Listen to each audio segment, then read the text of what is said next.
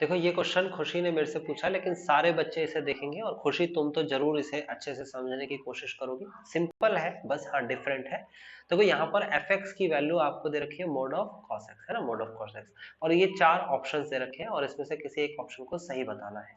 Okay, तो फिलहाल हमें क्या करना है, सबसे पहले हमें यहाँ दे रखा है F X is equal to mod of cos X. तो हमें पता होना चाहिए कि F X is equal to cos X का ग्राफ क्या होता है। यानी कि अगर मैं एफ एक्स को y मान लूं और cos x लिख दूं तो 11th क्लास में पढ़ा होगा इसका ग्राफ क्या होता है। देखो मैं बता देता हूँ कैसे बनता है। ये है इसका एक बेसिक ग्राफ बना लेते हैं, है ना। यहाँ से पहले ले लेते हैं एक लाइन। ये है आपका बेसिक लाइन हो गई, एंड देन सेकंड शेप ये बना दिया मैंने। ओके, ये हमने बनाया क्या, ये हमने बनाया 2 डायमेंशनल। ओके, तो 2 डायमेंशनल तो पता है कैसे बनता है। उसके बाद आपको पता है यहाँ पर क्या करना है। यहाँ पर बताया कि यहाँ पर y है, यहाँ पर y डैश है, देन यहाँ पर आपको दे रखा है x एंड यहाँ पर दे रखा है x डैश। ओके, उसके बाद ये 0 दे रखा है। ये मैंने ऐसे बेसिक बना दिया। अभी यहाँ पर देखो ये cos x दे रखा है, तो आपको क्या करना है, एक टेबल ड्रॉ कर देनी है। ये बना दिया आपने टेबल, तो ये हो जाएगा x और y।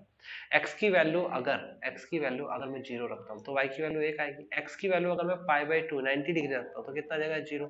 x की वैल्यू अगर मैं पाई रखता हूँ तो कितना आ जाएगा आपके पास, -1 आ जाएगा। उसके बाद x की वैल्यू अगर मैं 3 पाई बाई 2 रखता हूँ तो 3 पाई बाई 2 में कितना आ जाएगा, ये आ जाएगा 0।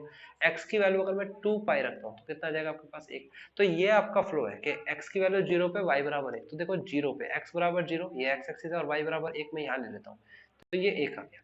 फिर उसके बाद x बराबर पाई बाई 2, ये पाई बाई 2 ले लेता हूँ, तो y बराबर कितना हो जाएगा, 0 हो जाएगा।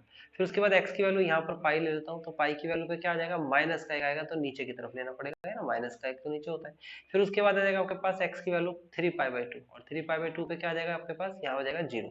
फिर उसके बाद आएगा आपके पास 2 पाई, तो 2 पाई पे क्या हो जाएगा, प्लस का एक नीचे ऊपर की तरफ, तो कितना हो जाएगा, देखो ये यहाँ से ऐसे आएगा, ये जो कर्व है आपका इस तरफ से आएगा ऐसे, ये 0 की तरफ को जाएगा, और फिर 0 से माइनस जाएगा, माइनस से फिर ऊपर उठेगा 0 की तरफ, फिर उसके बाद ये आएगा 1। और इसी तरीके से अगर मैं इसको आगे बढ़ा दूं तो इसी तरीके से हमारा ये ग्राफ बढ़ता ही चला जाएगा ऐसे। ओके, इसको ऐसे बना लेते हैं, और उसके बाद पीछे की तरफ भी ऐसे ही जाएगा। ओके, पीछे भी ऐसे इन्फिनिटी तक चलता चला जाएगा। ओके, तो अभी देखो यहाँ पर समझने की कोशिश करना कि ये जो है आपके पास पॉजिटिव है तो पीछे की तरफ को भी आपका होगा, लेकिन नेगेटिव होगा यहाँ पर। तो नेगेटिव में क्या होगा, देखो ये हो जाएगा पाई बाई 2, और फिर ये हो जाएगा बीच में यहाँ पर पाई, माइनस का हो जाएगा ना, और फिर उसके बाद ये हो जाएगा आपके पास माइनस का 3 पाई बाई 2। ओके, पॉजिटिव भी, और फिर उसके बाद ये आ जाएगा आपके पास 2 पाई एंड सो ऑन। ठीक है, नहीं यहाँ पर भी आगे आता चला जाएगा 2 पाई बाई 2 के बाद, फिर उसके बाद पाई बाई 2 जोड़ दोगे, फिर उसके बाद ये वाला पॉइंट आ जाएगा, तो ये आ जाएगा 5 पाई बाई 2, है ना, 5 पाई बाई 2। फिर उसके बाद आगे आ जाएगा आपके पास 3 पाई, है ना, 3 पाई। फिर उसके बाद क्या आ जाएगा 7 पाई बाई 2, देन उसके बाद 4 पाई एंड समथिंग। तो ये आपके पास है। अब देखो इसने क्या कहा कि ये तो cos x का ग्राफ तो आपके सामने ही है, लेकिन मुझे तो मॉड्यूलस ऑफ cos x चाहिए। मॉड्यूलस का मतलब क्या है, इसको भी समझ लेते हैं।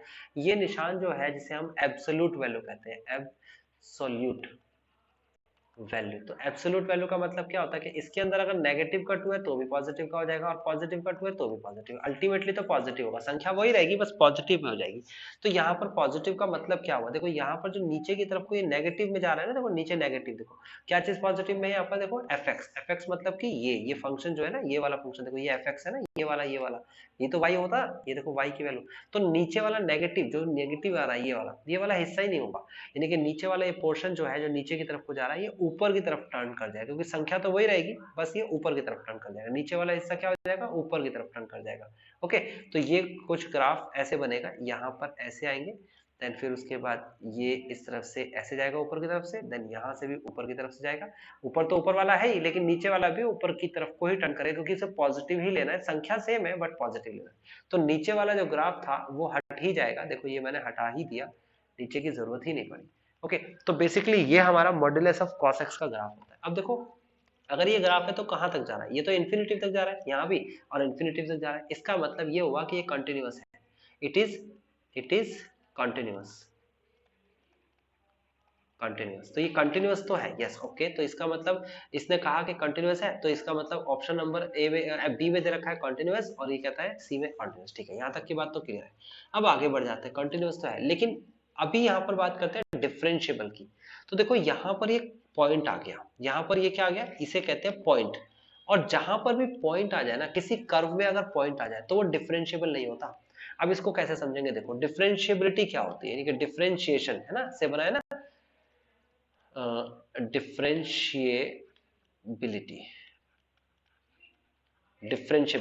है ना। तो डिफरेंशिएबिलिटी क्या होती है, देखो एक कर्व की बात कर रहा हूं मैं, कर्व की। तो कर्व की बात करेंगे तो देखो ये कर्व है। अब कर्व पे एक पॉइंट ले लेते हैं, ये वाला पॉइंट, इस पर एक टेंजेंट ड्रॉ होना चाहिए। क्या होना चाहिए? A tangent. और उसी टेंजेंट का हम स्लोप निकालेंगे। क्या निकालेंगे? Slope. And slope is called the differentiation. तो यानी कि एक टेंजेंट ड्रॉ होगा, इस पॉइंट से एक टेंजेंट बनेगा ऐसे। इस पर दो पॉइंट, इस पॉइंट पर दो टेंजेंट नहीं बन सकते, एक ही बन सकता है। तो एक टेंजेंट ड्रॉ होगा तो स्लोप आ गया इसका, है ना। उसके बाद यहाँ पर पॉइंट है तो यहाँ पर भी एक आ गया आपका पास टेंजेंट, तो इसका मतलब इस पॉइंट पर एक लाइन ड्रॉ हो रही है, तो इसका मतलब एक स्लोप आ गया इसका। इसका मतलब डिफरेंशिएबल है। ये कर्व यहाँ पर भी डिफरेंशिएबल है, लेकिन ये कर्व यहाँ पर डिफरेंशिएबल नहीं है, क्योंकि यहाँ पर एक लाइन ये भी खींची जा सकती है, एक लाइन ये भी खींची जा सकती है, एक लाइन ये भी खींची जा सकती है, लाइन है ना। तो ये जो है ये पॉइंट पर, इस पॉइंट पर ये डिफरेंशिएबल नहीं है, नॉट डिफरेंशिएबल, याद रखना। तो डिफरेंशिएबल हर पॉइंट्स पे है, लेकिन ये वाले और ये वाले पॉइंट्स पर डिफरेंशिएबल नहीं हो सकता। ओके, इसलिए हम इसके लिए ओपन ब्रैकेट का यूज करते हैं। फिलहाल अगर मैं इस वाले ग्राफ की बात करूं, जो कि क्या दे रखा है, cos x का मॉड्यूलस दे रखा है। इसके पॉइंट्स तो बहुत सारे बन रहे हैं, ये पॉइंट है, ये पॉइंट है, ये पॉइंट है, यहाँ पर ये डिफरेंशिएबल नहीं है। जहां पर भी मैंने हाईलाइट किया है, यहाँ पर डिफरेंशिएबल नहीं है। अब देखो कौन से, 1 2 3 4 5 6 तो दिख ही रहे हैं आपको, बाकी भी यहाँ पर डिफरेंशिएबल नहीं, यानी कि कंटिन्यूअस तो है। यानी कि दूसरा तो इनने पहले ऑप्शन में क्या दिया है, पहले ऑप्शन में दिया डिफरेंशिएबल एवरीवेयर, नो, ये तो गलत हो गया।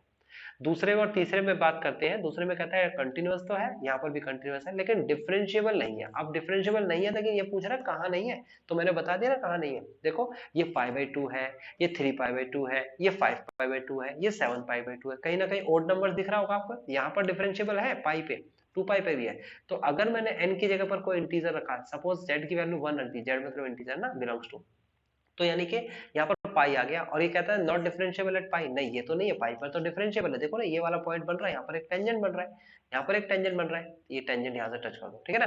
उसके बाद यहाँ पर कहता है 2n+1, 2n+1 मतलब कि n की जगह पर कोई इंटीजर रखो। देखो ये क्या रखा है, इंटीजर रखना है, तो n की जगह पर 1 रखते हैं, पहले 0 रखते हैं, तो 0 रखेंगे तो आंसर कितना जाएगा, π/2, π/2 पे है, बिल्कुल है, ये देखो यहाँ पर दे रखा है। फिर उसके बाद 0 की जगह बाद, फिर इसके बाद n की जगह पर 1 रखते हैं, पहले 0 रखा था, अब 1 रखते हैं, 1 रखते हैं तो कितना जाएगा, 2 और 1, 2 मल्टीप्लाई 1 कितना हो जाएगा, 2 मल्टीप्लाई बाय 1 2 प्लस 1 3, तो कितना हो जाएगा 3π/2। यहाँ पर देखो ना आप, यहाँ पर देखो 1 रखते हैं तो 3π/2, तो 3π/2 ये रहा, यहाँ पर भी बिल्कुल डिफरेंशिएबल है। फिर 2 रख लेते हैं, n की जगह पर 2 रख देते हैं, 2 रख देते तो 5π/2 बिल्कुल डिफरेंशिएबल। फिर 7 रख देते हैं, ऐसे कुछ भी प्लस और माइनस कुछ भी रखते चले जाओ, तो सब जगह पर ये प्लस के यहाँ आएंगे, माइनस के आएंगे, सब जगह पर ये डिफरेंशिएबल नहीं है। यहाँ पर ये संख्या यहाँ सेटिस्फाइड करे तो यहाँ डिफरेंशिएबल नहीं, तो कौन सा आंसर आ जाएगा इसका, सी इज द करेक्ट ऑप्शन।